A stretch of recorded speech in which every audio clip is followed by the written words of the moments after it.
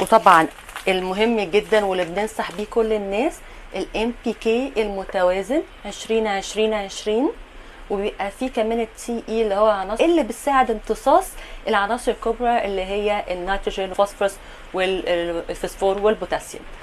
فده بننصح دايما بيه ان الناس لما تحب تسمد بناخد معلقه على 10 لتر ونرش بيها النباتات رش ورقي. الزنك 13%. احنا دايما بنقول ان العناصر الصغرى ممكن نجيبها في باكت وحدها، بس لما النبات بيبقى مدي اماره معينه ان هو ناقصه زنك نحاس مغنيسيوم بيجيب الباكت كامله علشان النبات محتاج منه كميه.